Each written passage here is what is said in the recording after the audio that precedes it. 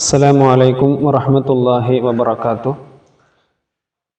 മൂന്നാം ക്ലാസ്സിലെ പ്രിയപ്പെട്ട വിദ്യാർത്ഥികളെ, നാളെ ഞായറാഴ്ച നടക്കാനുള്ള പരീക്ഷ കിതാബുൽ ഫിഖ്ഹാണ്.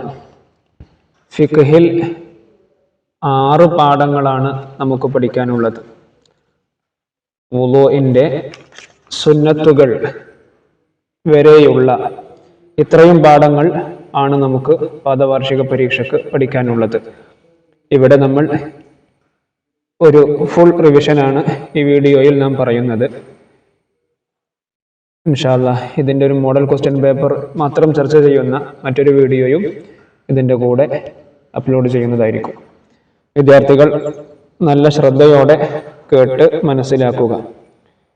വീണ്ടും ഓർമ്മപ്പെടുത്താനുള്ളൊരു വിഷയം, എല്ലാ പാഠങ്ങളും ആവർത്തിച്ച് വായിക്കുകയും ചോദ്യോത്തരങ്ങളെല്ലാം എഴുതി പരിശീലിക്കുകയും ചെയ്യണമെന്ന് ആമുഖമായി ഓർമ്മപ്പെടുത്തുകയാണ്.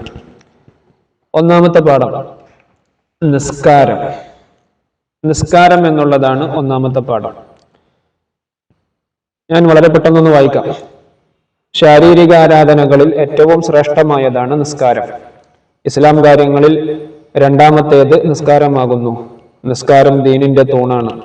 പ്രായപൂർത്തിയും ബുദ്ധിയും ശുദ്ധിയുമുള്ള എല്ലാ മുസ്ലിമിനും നിസ്കാരം നിർബന്ധമാണ്. 7 വയസ്സായാൽ കുട്ടികളോട് എല്ലാ നിബന്ധനകളും പാലിച്ചുകൊണ്ട് നിസ്കരിക്കാൻ കൽപ്പിക്കുക. 10 വയസ്സായാൽ നിസ്കരിക്കാത്തതിന്റെ പേരിൽ അടിക്കുക. ഇത് രക്ഷിതാക്കളുടെ കടമയാണ്. സമയനിഷ്ഠ, ആദ്യ സമയത്ത് തന്നെ നിസ്കരിക്കാൻ നാം എല്ലാവരും ശ്രദ്ധിക്കേണ്ടതാണ്. നിസ്കാരം അതിന്റെ സമയത്ത് വിട്ട് പിന്തിക്കാവതല്ല. ഉറക്കമോ മറവിയോ കാരണം നിസ്കാരം നഷ്ടപ്പെട്ടാൽ അവൻ കുറ്റക്കാരനാവുകയില്ല. എന്നാൽ അതിന് ഖളാ വീട്ടൽ വാജിബാണ്. അപ്പോൾ നമ്മുടെ ശരീരം കൊണ്ട് ചെയ്യുന്ന ഏറ്റവും ശ്രേഷ്ഠമായ ഇബാദത്താണ് നിസ്കാരം എന്ന് നമുക്ക് മനസ്സിലായി. അതുപോലെ പ്രായപൂർത്തിയും ബുദ്ധിയും ശുദ്ധിയുമുള്ള എല്ലാ മുസ്ലിമിനും നിസ്കാരം നിർബന്ധമാണ്. 7 വയസ്സായാൽ ഒരു കുട്ടിയോട് നിസ്കാരം കൊണ്ട് കൽപ്പിക്കണം. 10 വയസ്സായിട്ടും ആ കുട്ടി നിസ്കരിക്കുന്നില്ലെങ്കിൽ രക്ഷിതാക്കൾക്ക് അടിക്കാനുള്ള ബാധ്യതയുണ്ട്. അതുപോലെ നിസ്കാരത്തിന്റെ സമയമായാൽ ആദ്യ സമയത്ത് തന്നെ നിസ്കരിക്കലാണ് ഏറ്റവും നല്ലത്. സമയത്തെയും വിട്ടു പിന്തിക്കാൻ പാടില്ല.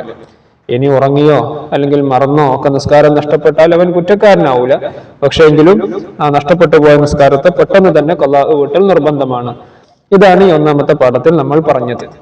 ഇനി അതിന്റെ ഉത്തരം പറയാം. ഒന്നാമത്തെ തദ്രീബാത്തിൽ നിന്ന് ഒന്നാമത്തെ ഭാഗം. നിസ്കാരം നിർബന്ധമുള്ളത് ആർക്കാണ് നിസ്കാരം നിർബന്ധമുള്ളത്? പ്രായപൂർത്തിയും ബുദ്ധിയും ശുദ്ധിയുമുള്ള എല്ലാ മുസ്ലിമിനും നിസ്കാരം നിർബന്ധമാണ്. ഈ വിദ്യാർത്ഥികൾ ഇതെല്ലാം എഴുതിയും പ്രാക്ടീസ് ചെയ്യണമെന്ന് വീണ്ടും ഓർമ്മപ്പെടുത്തുകയാണ്. രക്ഷിതാക്കളുടെ കടമ എന്താണ് രക്ഷിതാക്കളുടെ കടമ? 7 വയസ്സായാൽ കുട്ടികളോട് എല്ലാ നിബന്ധനകളും പാലിച്ചുകൊണ്ട് നിസ്കരിക്കാൻ കൽപ്പിക്കുക. 10 വയസ്സായാൽ നിസ്കരിക്കാത്തതിന്റെ പേരിൽ അടിക്കുക. ഇത് രക്ഷിതാക്കളുടെ കടമയാണ്. ഇനി അടുത്തത് പൂർത്തിയാക്കാം. ഇസ്ലാം കാര്യങ്ങളിൽ ഡാഷ് നിസ്കാരമാകുന്നു. ഇസ്ലാം കാര്യങ്ങളിൽ രണ്ടാമത്തേത് നിസ്കാരമാകുന്നു. അടുത്തത് നിസ്കാരം ഡാഷ് തൂണാണ്. നിസ്കാരം ദീനിന്റെ തൂണാണ്. അടുത്തത് ശാരീരിക ഡാഷ് നിസ്കാരം. ശാരീരിക ആരാധനകളിൽ ഏറ്റവും ശ്രേഷ്ഠമായതാണ് നിസ്കാരം. ഇനി അടുത്തത് ശരി അടയാളപ്പെടുത്താം. നിസ്കരിക്കേണ്ട സമയം അവസാന സമയമാണോ, സമയത്തിന് ശേഷമാണോ, ആദ്യ സമയമാണോ? നമ്മൾ പറഞ്ഞു ആദ്യ സമയത്താണ് നിസ്കരിക്കേണ്ടത്.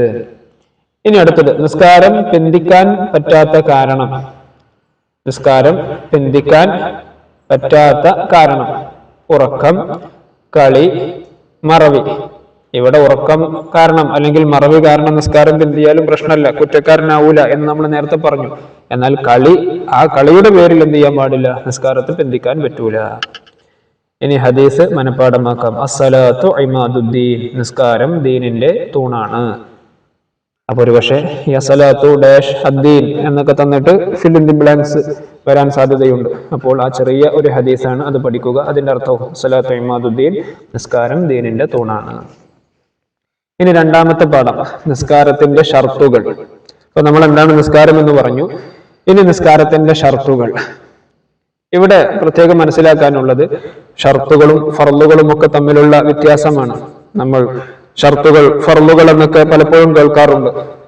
രണ്ടും യഥാർത്ഥത്തിൽ നിർബന്ധമായ സംഭവമാണ്. എന്നാൽ ഷർത്തുകൾ എന്താണ്, ഫർളുകൾ എന്താണ്, അത് ചെറിയ ക്ലാസ്സിൽ തന്നെ വിദ്യാർത്ഥികൾ കറക്റ്റായിട്ട് മനസ്സിലാക്കണം. ഷർത്തുകൾ എന്ന് പറഞ്ഞാൽ ഇവിടെ ശ്രദ്ധിക്കുക, നിസ്കാരത്തിൽ പെടാത്തതും എന്നാൽ അതുകൂടാതെ നിസ്കാരം ശരിയാവാത്തതുമായ കാര്യങ്ങളാണ് നിസ്കാരത്തിന്റെ ഷർത്തുകൾ. വളരെ ശ്രദ്ധിക്കണം. നിസ്കാരത്തിൽ പെടാത്തതും, നിസ്കാരം എന്ന് പറഞ്ഞാൽ എന്താ, തക്ബീറത്തുൽ ഇഹ്റാം കൊണ്ട് തുടങ്ങി സലാം കൊണ്ട് അവസാനിപ്പിക്കുന്ന ചില വാക്കുകളും പ്രവൃത്തികളൊക്കെയാണ് നിസ്കാരം. അപ്പൊ അതിൽ പെടാത്തത് എന്ന് വെച്ചാൽ നമ്മൾ തക്ബീറത്തുൽ ഇഹ്റാം ചെയ്യലോടുകൂടെ നമ്മൾ നിസ്കാരത്തിലേക്ക് പ്രവേശിച്ചു, പിന്നെ സലാം വീട്ടുന്നത് വരെ ഒരാൾ നിസ്കാരത്തിലാണ്. അപ്പോൾ അതിൽ പെടാത്തത് എന്ന് വെച്ചാൽ ആ ഒരു സമയത്തിൽ പെടാത്തത്, എന്നാൽ അതുകൂടാതെ നിസ്കാരം ശരിയാവാത്തതുമായ കാര്യങ്ങളാണ് നിസ്കാരത്തിന്റെ ഷർത്തുകൾ. എന്ന് വെച്ചാൽ നിസ്കാരത്തിന്റെ ഇൻസൈഡിൽ പെട്ടതല്ല, നിസ്കാരത്തിന്റെ ഉള്ളിൽപ്പെട്ട കാര്യങ്ങളല്ല ഷർത്തുകൾ എന്ന് പറഞ്ഞാൽ. നിസ്കാരവുമായി ബന്ധപ്പെട്ടതാണ്, പുറത്തുള്ള വിഷയങ്ങളാണ്. എന്നാൽ ഈ ഷർത്തുകൾ കൂടാതെ നിസ്കാരം സഹീഹാവുകയുമില്ല. അത്തരം കാര്യങ്ങൾക്കാണ് ഷർത്തുകൾ എന്ന് പറയുക. അത് ഏതൊക്കെയാണ്? നിസ്കാരത്തിന്റെ ഷർത്തുകൾ 5 എണ്ണമാണ്. 1, ചെറുതും വലുതുമായ അശുദ്ധികളിൽ നിന്ന് ശുദ്ധിയാവുക. ചെറുതും വലുതുമായ അശുദ്ധികൾ, അതിനെക്കുറിച്ച് അടുത്ത പാഠത്തിൽ വളരെ വ്യക്തമായി പറയുന്നുണ്ട്. അപ്പൊ 2 തരം അശുദ്ധികളാണുള്ളത്. ഒന്ന് ചെറിയ അശുദ്ധി, മറ്റൊന്ന് വലിയ അശുദ്ധി. ഈ 2 അശുദ്ധികളിൽ നിന്നും ശുദ്ധിയാവണം, അത് നിർബന്ധമാണ്. അടുത്തത് നജസിൽ നിന്ന് ശുദ്ധിയാവുക. നജസിൽ നിന്ന് ശുദ്ധിയാവുക, അതുപോലെ നജസിൽ നിന്ന് ശുദ്ധിയാവുക, അതും അടുത്ത പാഠത്തിൽ വളരെ വ്യക്തമായിട്ട് പറയുന്നുണ്ട്. ഇനി ഔറത്ത് മറക്കുക. നിസ്കരിക്കുന്ന സമയത്ത് മറക്കേണ്ട, ശരീരത്തിൽ നിന്ന് മറക്കേണ്ട നിർബന്ധമായ ഭാഗങ്ങൾ മറക്കൽ അത്യാവശ്യമാണ്. അത് മറക്കാതെ നിസ്കരിക്കാൻ പാടില്ല. അപ്പൊ ഔറത്ത് മറക്കൽ നിസ്കാരത്തിന്റെ മറ്റൊരു ഷർത്താണ്.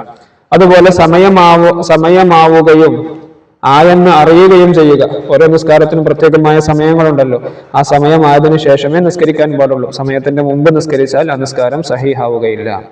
അതുപോലെ ഖിബ്ലക്ക് മുന്നിടുക. നമ്മുടെ ഖിബ്ല പരിശുദ്ധമായ കഅബയാണല്ലോ, ആ കഅബയിലേക്ക് തിരിഞ്ഞുകൊണ്ടാണ് നിസ്കരിക്കേണ്ടത്. അപ്പൊ ഈ 5 കാര്യങ്ങളാണ് നിസ്കാരത്തിന്റെ ഷർത്തുകൾ. ഇതെല്ലാം നിസ്കാരവുമായി ബന്ധപ്പെട്ടതാണ്. ഇതുകൂടാതെ നിസ്കാരം സഹീഹാവുകയില്ല. എന്നാൽ ഇത് നിസ്കാരത്തിന്റെ ഉള്ളിൽപ്പെട്ട ഒരു സംഭവമല്ല.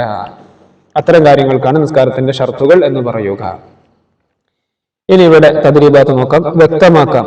നിസ്കാരത്തിന്റെ ഷർത്ത് എന്നാൽ എന്ത്? നമ്മൾ പറഞ്ഞു, നിസ്കാരത്തിൽ പെടാത്തതും എന്നാൽ അതുകൂടാതെ നിസ്കാരം ശരിയാവാത്തതുമായ കാര്യങ്ങളാണ് നിസ്കാരത്തിന്റെ ഷർത്തുകൾ. ഇനി നിസ്കാരത്തിന്റെ ഷർത്തുകൾ എത്ര? 5 എണ്ണമാണ്.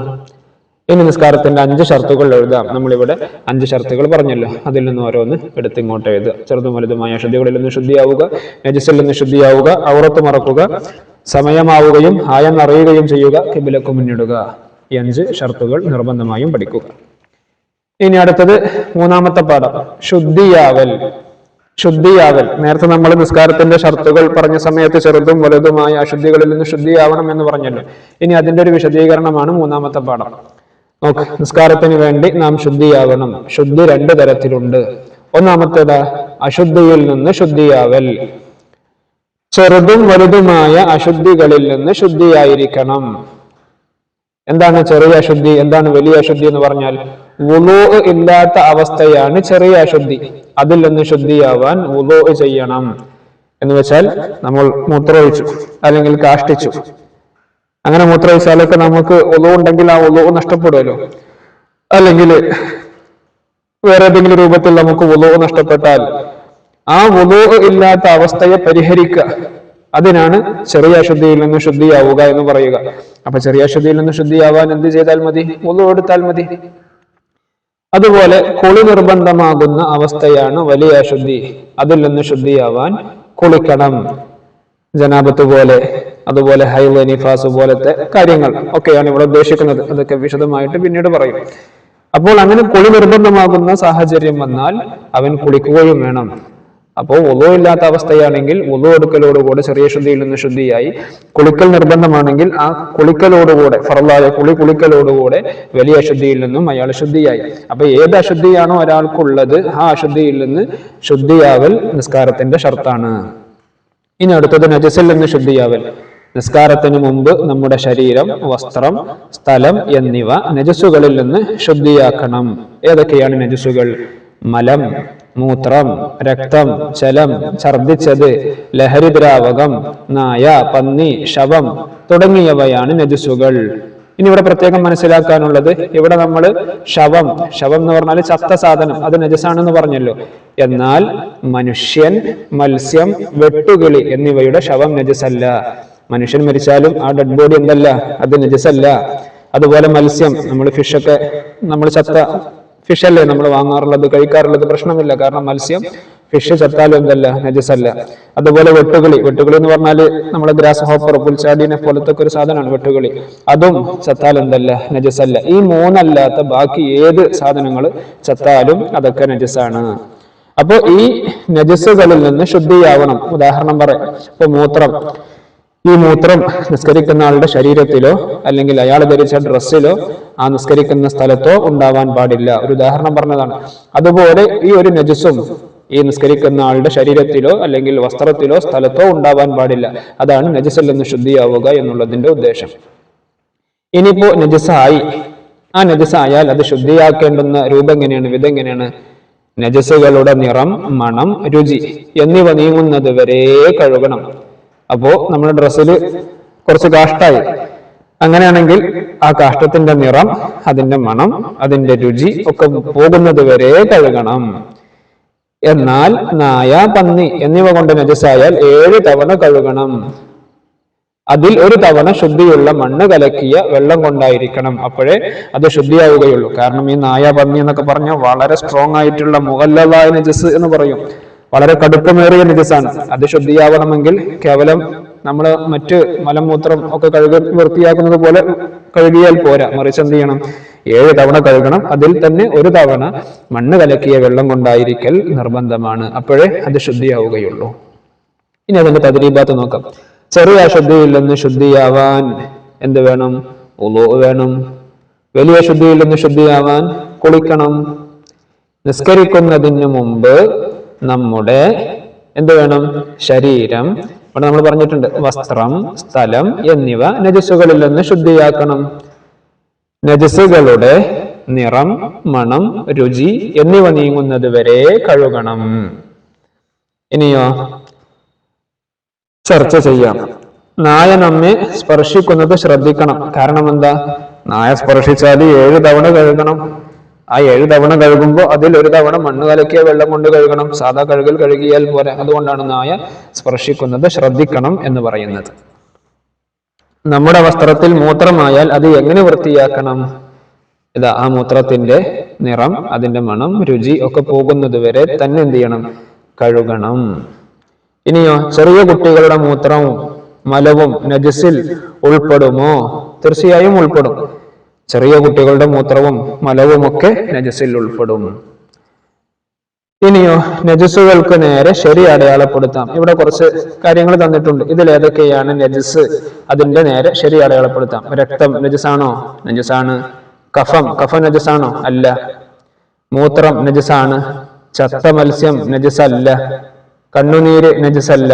ജലം നജസാണ്. അപ്പോൾ നജസ് ഏതൊക്കെയാണ്? രക്തം, മൂത്രം, അതുപോലെ ജലം. ബാക്കിയുള്ളതൊന്നും നജസല്ല. ഇനി അടുത്ത പാഠം വുളൂഇന്റെ ഷർത്തുകൾ.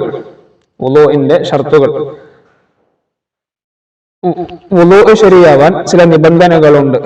അവക്ക് വുളൂഇന്റെ ഷർത്തുകൾ എന്ന് പറയുന്നു. വുളൂ ശരിയാവാൻ ചില നിബന്ധനകളുണ്ട്. ഇവിടെ നമ്മൾ ഷർത്തിന്റെ അർത്ഥം മനസ്സിലാക്കേണ്ടത് വുളൂഇന്റെ ഇൻസൈഡിൽ പെട്ടതല്ല, പിന്നെയോ വുളൂവുമായി ബന്ധപ്പെട്ടതാണ്. എന്നാൽ പിന്നെ വുളൂഇന്റെ പിന്നെ കർമ്മങ്ങളിൽ പെട്ടതല്ല. അതാണ് ഇവിടെ മനസ്സിലാക്കേണ്ടത്. അതെത്രയാണ്? 5ആണ്. ഒന്നാമത്തേത് എന്താ? വെള്ളം തഹൂറായിരിക്കുക. എന്താണ് തഹൂറായ വെള്ളം എന്ന് പറഞ്ഞാൽ? സ്വയം ശുദ്ധിയുള്ളതും മറ്റൊന്നിനെ ശുദ്ധിയാക്കാൻ പറ്റുന്നതുമായ വെള്ളമാണ് തഹൂറ്. സ്വയം ശുദ്ധിയുണ്ട്, അതുപോലെ മറ്റൊന്നിനെ ശുദ്ധിയാക്കാൻ പറ്റുകയും ചെയ്യും. അത്തരം വെള്ളത്തിനാണ് തഹൂറായ വെള്ളം എന്ന് പറയുക. അശുദ്ധികൾ ഉയർത്താനും നജസുകൾ നീക്കാനും തഹൂറായ വെള്ളം തന്നെ വേണം. അപ്പൊ തഹൂറായ വെള്ളം കൊണ്ടായിരിക്കണം നമ്മൾ വുളൂ എടുക്കേണ്ടത്. അല്ലാതെ ചായ, ജ്യൂസ്, ഇളനീര് ഇങ്ങനത്തെ വെള്ളം കൊണ്ടൊന്നും, കഞ്ഞിവെള്ളം അതുകൊണ്ടൊന്നും എന്ത് ചെയ്യാൻ പാടില്ല, വുളൂ എടുക്കാൻ പാടില്ല. മറിച്ച് ശുദ്ധമായ, ഇപ്പൊ കിണറിലെ വെള്ളം, പുഴയിലെ വെള്ളം, കടലിലെ വെള്ളം, ഇങ്ങനെ ശുദ്ധമായ തഹൂറായ വെള്ളം കൊണ്ടായിരിക്കണം നമ്മൾ വുളൂ എടുക്കേണ്ടത്. ഇനി അടുത്തത് കഴുകപ്പെടുന്ന അവയവങ്ങളിൽ വെള്ളം ഒലിപ്പിക്കുക. രണ്ടാമത്തെ ഷർത്താണ്. കഴുകപ്പെടുന്ന അവയവങ്ങളിൽ വെള്ളം ഒലിപ്പിക്കുക. നനഞ്ഞാൽ മാത്രം മതിയാവുകയില്ല. എന്ന് വെച്ചാൽ നമ്മൾ ഓരോ അവയവവും കഴുകുന്ന സമയത്ത് വെള്ളം ഇങ്ങനെ ഒലിക്കണം. നമ്മൾ ജസ്റ്റ് ഇങ്ങനെ വെള്ളത്തിൽ ടച്ച് ആക്കിയിട്ട് എന്ത് ചെയ്താൽ പോരാ, ഇങ്ങനെ തടവിയാ പോരാ. അങ്ങനെ എന്താ പറയാ, അങ്ങനെ ജസ്റ്റ് നനഞ്ഞാൽ മാത്രം മതിയാവില്ല. പിന്നെയോ കൈ കഴുകുകയാണെങ്കിൽ വെള്ളം ഇങ്ങനെ കയ്യിലെടുത്തിട്ട് ഇങ്ങനെ ഇങ്ങനെ ഫുള്ള് ഒഴുക്കി കഴിഞ്ഞാൽ ഇങ്ങനെ നമ്മൾ ആ ഭാഗത്ത് മൊത്തം ഒലിക്കും. അതുപോലെ മുഖം കഴുകുന്ന സമയത്ത് അങ്ങനെ കഴുകപ്പെടുന്ന അവയവങ്ങളിൽ വെള്ളം ഒലിപ്പിക്കണം. ഒലിക്കൽ നിർബന്ധമാണ്. ഇനിയോ വെള്ളത്തെ പകർച്ചയാക്കുന്ന ചായം പോലെയുള്ളവ അവയവങ്ങളിൽ ഇല്ലാതിരിക്കണം. നമ്മുടെ ശരീരത്തിൽ ഇപ്പൊ കയ്യിൽ എന്തെങ്കിലും കളറോ എന്തെങ്കിലുമൊക്കെ പറ്റി പിടിച്ചിട്ടുണ്ട്, അത് നമ്മൾ ഉളവെടുക്കുന്ന വെള്ളം അതിലേക്ക് ചേർന്നാൽ ആ വെള്ളം എന്താവും, പകർച്ചയാകും. അങ്ങനത്തെ ഒരു സാഹചര്യം ഉണ്ടാവാൻ പാടില്ല. അങ്ങനെയെല്ലാം ഉണ്ടെങ്കിൽ നേരത്തെ അതെല്ലാം നീക്കം ചെയ്ത് പിന്നെയാണ് ഉളവെടുക്കേണ്ടത്. പിന്നെയോ വെള്ളം ചേരുന്നതിനെ തടയുന്ന ഒന്നും അവയവങ്ങളിൽ ഇല്ലാതിരിക്കുക. അവിടെ ഒന്നും എന്നതുകൊണ്ട് ഉദ്ദേശിക്കുന്നത് എന്താ, പശ. അപ്പൊ പശ ഒട്ടിപ്പിടിച്ചാൽ അവിടേക്ക് വെള്ളം, തൊലിയിലേക്ക് വെള്ളം ചേരില്ലല്ലോ. അപ്പൊ പശ, അതുപോലെ ഉറച്ച എണ്ണ, കട്ടിയുള്ള കൃത്രിമ മൈലാഞ്ചി, പെൺകുട്ടികളൊക്കെ ശ്രദ്ധിക്കണം, അതുപോലെ തുടങ്ങിയവ വെള്ളം ചേരുന്നതിനെ തടയുന്ന വസ്തുക്കളാണ്. നഖത്തിനുള്ളിൽ വെള്ളം ചേരുന്നതിനെ തടയുന്ന അഴുക്ക് പോലെയുള്ളവ നീക്കണം. അപ്പൊ വെള്ളം ചേരുന്നതിനെ തടയുന്ന എന്തെങ്കിലും സാധനങ്ങൾ നമ്മളെ കഴുകപ്പെടുന്ന അവയവങ്ങളിൽ ഉണ്ടെങ്കിൽ അതെല്ലാം നീക്കണം. അത് വുളൂഇന്റെ ഷർത്താണ്, നിർബന്ധമാണ്. ഇനിയോ നിത്യാശുദ്ധിയുള്ളവർക്ക് സമയമാവുക. എന്താണ് അതിന്റെ ഉദ്ദേശം? മൂത്രവാർച്ച പോലെയുള്ള, എന്ന് വെച്ചാൽ എല്ലാ സമയത്തും ഇങ്ങനെ മൂത്രം പോകുന്ന അസുഖം, അതൊക്കെ ഒരു അസുഖത്തിന്റെ ഭാഗമാണ്. അങ്ങനെ മൂത്രവാർച്ച പോലെയുള്ള നിത്യാശുദ്ധിയുള്ളവർ ഫർള നിസ്കാരങ്ങൾക്കും സമയം നിർണയിക്കപ്പെട്ട സുന്നത്ത് നിസ്കാരങ്ങൾക്കും സമയമായ ശേഷം മാത്രമേ വുളൂ ചെയ്യാൻ പാടുള്ളൂ.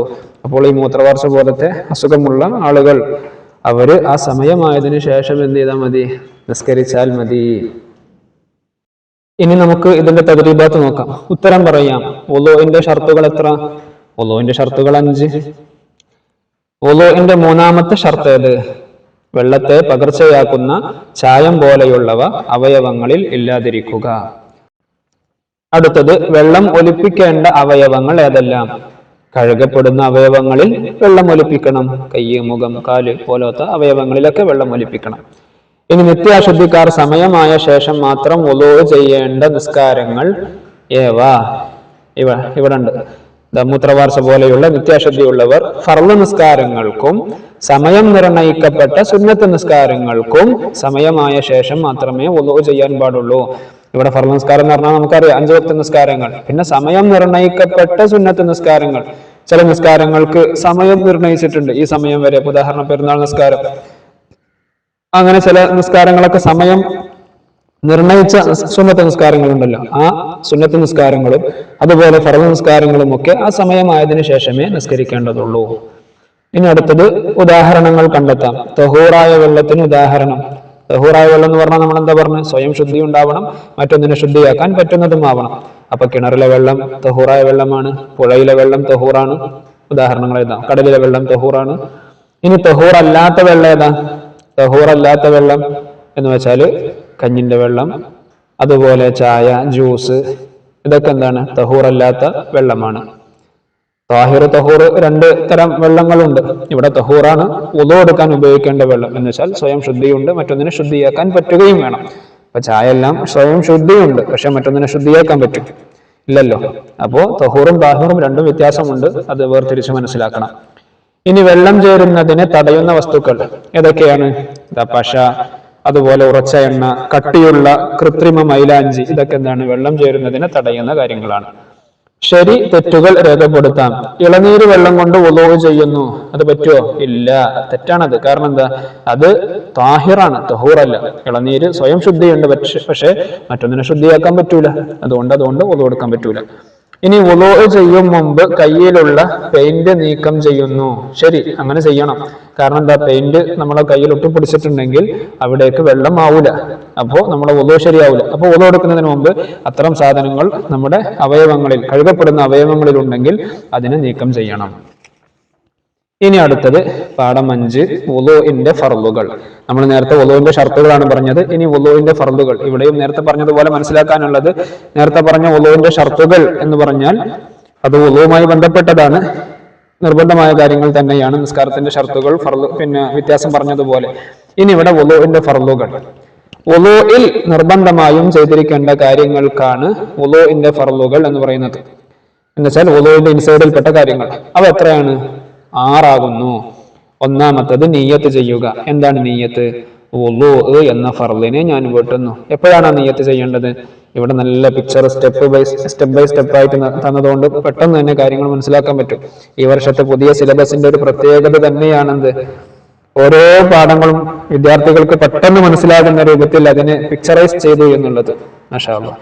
അപ്പൊ വുളൂ എന്ന ഫർളിനെ ഞാൻ വീട്ടുന്നു. അതെപ്പോഴാണ് വുളൂ എന്ന ഫർളിനെ വീട്ടുന്നു എന്ന് കരുതേണ്ടത്? മുഖം കഴുകുന്ന സമയത്താണ്. മുഖം കഴുകിയതിനു ശേഷം 2 കൈയും മുട്ടോടുകൂടെ കഴുകുക. പിന്നെ കൈ രണ്ടും കഴുകി കഴിഞ്ഞാൽ തലയിൽ നിന്ന് അല്പം തടവുക. പിന്നെ 2 കാലുകളും ഞെരിയാണി ഉൾപ്പെടെ കഴുകുക. ഇവയെല്ലാം വഴിയായി ചെയ്യുക. തർത്തീബ്. ഈ 6 കാര്യങ്ങളാണ് വുളൂഇന്റെ ഫർളുകൾ. അപ്പൊ ഇനി ഇവിടെ സംശയം വരാനുള്ള സാധ്യത, നമ്മൾ സാധാരണ വുളൂ എടുക്കുന്ന സമയത്ത് തല ചെവി തടവാറുണ്ട്, അല്ലെ, മുൻകൈ കഴുകാറുണ്ട്, വായിൽ വെള്ളം കൊപ്പളിക്കാറുണ്ട്. ഇതൊന്നും ഫർളിൽ പെട്ടതല്ല. ഇതെല്ലാം വുളൂഇന്റെ സുന്നത്തുകളിൽ പെട്ടതാണ്. അത് അടുത്ത പാഠത്തിൽ പറയും. അപ്പൊ വുളൂഇൽ നിർബന്ധമായും വരേണ്ട 6 കാര്യങ്ങൾ: ഒന്ന് നിയ്യത്തുണ്ടായിരിക്കണം, മുഖം കഴുകണം, കൈ രണ്ടും മുട്ടോടുകൂടെ കഴുകണം, തലയിൽ നിന്ന് അല്പം തടവണം, അതുപോലെ 2 കാലുകളും ഞെരിയാണി ഉൾപ്പെടെ കഴുകണം. ഇതെല്ലാം ഓർഡർ ആയിട്ട് ചെയ്യണം. ഫസ്റ്റ് മുഖം തന്നെ കഴുകണം, അതിനുശേഷമായിരിക്കണം കൈ, അതിനുശേഷമായിരിക്കണം തല, അതിനുശേഷമായിരിക്കണം കാല്. അല്ലാതെ ഡിസോർഡറിൽ ചെയ്താൽ വുളൂ ആവില്ല. ഇനി അടുത്തത് ക്രമ നമ്പർ ചേർക്കാം. ഇതിൽ കുറെ പിക്ചർ ഡിസോർഡർ ആയിട്ട് കൊടുത്തിട്ടുണ്ട്. അതിൽ നമ്മൾ ഓർഡർ ആയിട്ട് കൊടുക്കുക. ആദ്യത്തേത് എന്താണ്? 1 മുഖം കഴുകലാണ്. രണ്ടാമത്തത് ഇത് കൈ മുട്ടോടുകൂടെ കഴുകൽ. പിന്നെ 3ാമത്തത് തല തടവൽ. 4ാമത്തത് കാല് കഴുകൽ. ഇനി അവസാനത്തെ ഇവിടെ ക്വസ്റ്റ്യൻ ഉണ്ട്, ശരിയാക്കി എഴുതാം. വുളൂഇന്റെ ഫർളുകൾ 5 ആകുന്നു. നമ്മൾ വുളൂഇന്റെ ഫർളുകൾ എത്ര പറഞ്ഞു? 6 ആണ്. അപ്പൊ ഇത് തെറ്റാണ്. ഇവിടെ നമ്മൾ എന്ത് ചെയ്യണം? വുളൂഇന്റെ ഫർളുകൾ 6 ആകുന്നു എന്ന് എഴുതണം. തല തടവിയതിന് ശേഷമാണ് കൈ കഴുകേണ്ടത്. അങ്ങനെയാണോ? അല്ല. നമ്മളിവിടെ നോക്കിയേ, തല കഴുകിയതിന് ശേഷമാണോ കൈ കഴുകേണ്ടത്? അല്ല. കൈ കഴുകിയിട്ട് പിന്നെയാണ് തല തടവേണ്ടത്. ഇനി അടുത്തത്, മുഖം കഴുകിയതിന് ശേഷമാണ് നിയ്യത്ത് ചെയ്യേണ്ടത്. അല്ല. മുഖം കഴുകുന്നതിന് മുമ്പാണ് എന്ത് ചെയ്യേണ്ടത്? നമ്മൾ നിയ്യത്ത് വെക്കേണ്ടത്. ഇവിടെ മുഖം കഴുകി നിയ്യത്ത് വെച്ചിട്ട് പിന്നെയാണ് എന്ത് ചെയ്യേണ്ടത്? മുഖം കഴുകേണ്ടത്. അടുത്തത്, മുൻകൈ മാത്രം കഴുകിയാൽ മതി. ഇവിടെ ഈ മുൻകൈ മാത്രം കഴുകിയാൽ മതി. അല്ല, മുട്ട ഉൾപ്പെടെ കഴുകൽ നിർബന്ധമാണ്. അങ്ങനെ മാറ്റി എഴുതണം. ഇനി സ്വയം ശീലിക്കാം. മുഖം ശരിയായി കഴുകുന്ന രൂപം, അതുപോലെ നിയ്യത്തോടുകൂടി മുഖം കഴുകുന്ന രൂപം, 2 കാലുകളും ഞെരിയാണി ഉൾപ്പെടെ കഴുകുന്ന രൂപം. ഇതൊക്കെ പ്രാക്ടിക്കൽ രൂപമാണ്. വിദ്യാർത്ഥികൾ ചെയ്തു പരിശീലിക്കുക. ഇനി അവസാനത്തെ പാഠം, വുളൂഇന്റെ സുന്നത്തുകൾ. നമ്മൾ നേരത്തെ പറഞ്ഞത് വുളൂഇന്റെ ഫർളുകളാണ്. ഇനി വുളൂഇന്റെ സുന്നത്തുകൾ. അപ്പൊ ഈ നേരത്തെ പറഞ്ഞ ഫർളുകൾ ഒരിക്കലും എന്ത് ചെയ്യാൻ പാടില്ല? നമ്മൾ ഒഴിവാക്കാൻ പാടില്ല. അങ്ങനെ ഏതെങ്കിലും ഫർളുകൾ ഒഴിവായാൽ ആ വുളൂ അല്ലാതെ ആയി പോകും. ഇനി വുളൂഇന്റെ സുന്നത്തുകൾ. വുളൂഇന് ഫർളുകൾ മാത്രമല്ല, സുന്നത്തുകളുമുണ്ട്. ഫർളുകൾ മാത്രം ചെയ്തുകൊണ്ട് വുളൂ ചെയ്താലും വുളൂ ശരിയാകും. സുന്നത്തുകൾ കൂടി ചെയ്താൽ മാത്രമേ പൂർണ്ണമായ വുളൂ ആവുകയുള്ളൂ. അപ്പോൾ നമുക്ക് കൂടുതൽ പ്രതിഫലം കിട്ടാൻ, ഒന്നും കൂടെ പെർഫെക്റ്റ് ആവാൻ വേണ്ടി നമ്മൾ എന്ത് ചെയ്യണം? വുളൂഇന്റെ സുന്നത്തുകൾ കൂടെ അതിൽ ഉൾപ്പെടുത്തണം. വുളൂഇന്റെ സുന്നത്തുകൾ നമുക്ക് പരിചയപ്പെടാം. ഏതൊക്കെ? 1 കിബിലയിലേക്ക് മുന്നിടുക. വുളൂ എടുക്കുന്ന സമയത്ത് നമ്മൾ നിസ്കരിക്കുന്ന ഡയറക്ഷൻ ഉണ്ടല്ലോ, നമ്മുടെ കിബില, ആ കിബിലയിലേക്ക് തിരിഞ്ഞു നിന്നിട്ടാണ് എന്ത് ചെയ്യേണ്ടത്? വുളൂ എടുക്കേണ്ടത്. വുളൂഇന്റെ സുന്നത്തിനെ ഞാൻ വീട്ടുന്നു എന്ന നിയ്യത്തോടു കൂടി അഊദും ബിസ്മിയും അഷ്ഹദു അല്ലാ ഇലാഹ ഇല്ലല്ലാഹു വഹ്ദഹു ലാ ശരീക ലഹു വഅഷ്ഹദു അന്ന മുഹമ്മദൻ അബ്ദുഹു വറസൂലുഹു അൽഹംദുലില്ലാഹില്ലദീ ജഅലൽ മാഅ തഹൂറാ എന്ന് ചൊല്ലിക്കൊണ്ട് മുൻകൈ രണ്ടും കഴുകുക. ഈ ദിക്ർ വിദ്യാർത്ഥികൾ നിർബന്ധമായും പഠിക്കണം. നമുക്ക് എല്ലാ സമയത്തും വുളൂ എടുക്കാനുള്ളതല്ലേ, മരണം വരെ വുളൂ എടുക്കാനുള്ളതാണ്. അപ്പോൾ അതിന്റെ പെർഫെക്റ്റ് ആയ രൂപത്തിൽ തന്നെ വുളൂ എടുത്ത് ശീലിക്കണം, ഈ ദിക്റെല്ലാം ചൊല്ലിയിട്ട്. അതിനു പുറമെ ഒരുപക്ഷെ ഇനി അടുത്ത ക്ലാസ്സുകളിലൊക്കെ ചിലപ്പോൾ എന്ത് ചെയ്യും, അല്ലെങ്കിൽ അടുത്ത പരീക്ഷകളിലൊക്കെ നമ്മളെ ഹിഫ്ളിന്റെ സമയത്ത് ഇത്തരം ദിക്റുകളൊക്കെ ചോദിക്കാനുള്ള സാധ്യതയും ഉണ്ട്. പിന്നെ മിസ്വാക്ക് ചെയ്യുക, പല്ല് തേക്കുക, പിന്നെ വായിൽ വെള്ളം കുപ്പിളിക്കുക, അതോടൊപ്പം മൂക്കിൽ വെള്ളം കയറ്റി ചീറ്റുക, നിയ്യത്ത് ഉച്ചരിക്കുക. നേരത്തെ നമ്മൾ ഫർളിന്റെ നിയ്യത്ത് എന്ന് പറഞ്ഞാൽ മനസ്സിൽ കരുതിയാൽ മതി, പക്ഷെ പറയലും സുന്നത്താണ്. 2 കൈയും മുട്ടിന് മുകളിലേക്ക് കൂടി കഴുകുക, ഒന്ന് കയറ്റി കഴുകുക എന്നാണ് അതിന്റെ ഉദ്ദേശം. തല മുഴുവനും തടവുക, 2 ചെവികളും ഉള്ളും പുറവും തടവുക, മുഖം കൈകാലുകൾ നീട്ടിക്കഴുകുക, കൈകാലുകൾ കഴുകുമ്പോൾ വലതിനെ മുന്തിക്കുക. മുകളിൽ പറഞ്ഞതെല്ലാം 3 തവണ ചെയ്യുക, എല്ലാം 3 തവണ. അവസാനം 2 കൈയും കണ്ണും ആകാശത്തേക്ക് ഉയർത്തി ദുആ ചെയ്യുക. ഈ ദുആവും വിദ്യാർത്ഥികൾ പഠിക്കണം, എന്നിട്ട് ജീവിതത്തിൽ പ്രാക്ടിക്കലാക്കണം. ദുആ എന്താ? അഷ്ഹദു അല്ലാ ഇലാഹ ഇല്ലല്ലാഹു വഹ്ദഹു ലാ ശരീക ലഹു വഅഷ്ഹദു അന്ന മുഹമ്മദൻ അബ്ദുഹു വറസൂലുഹു അല്ലാഹുമ്മ ജ്അൽനി മിനൽ തവ്വാബീന വജ്അൽനി മിനൽ മുതതഹിരീൻ വജ്അൽനി മിൻ ഇബാദിക സ്വാലിഹീൻ സുബ്ഹാനകല്ലാഹുമ്മ വബിഹംദിക അഷ്ഹദു അല്ലാ ഇലാഹ ഇല്ലാ അൻത അസ്തഗ്ഫിറുക വഅതൂബു ഇലൈക്. ഇനി അടുത്തത് അതിന്റെ തദ്രീബാത്ത്. ഫർള്, സുന്നത്ത് വേർതിരിക്കാം. ഇവിടെ നമ്മൾ കുറെ ഓപ്ഷൻസ്, കുറെ കാര്യങ്ങൾ തന്നിട്ടുണ്ട്. ഇതിൽ നിന്ന് വുളൂന്റെ ഫർളുകൾ ഏതെല്ലാം, വുളൂന്റെ സുന്നത്തുകൾ ഏതെല്ലാം എന്ന് വേർതിരിക്കുക. എല്ലാം 3 പ്രാവശ്യം ചെയ്യൽ ഫർളാണോ? അല്ല, സുന്നത്താണ്.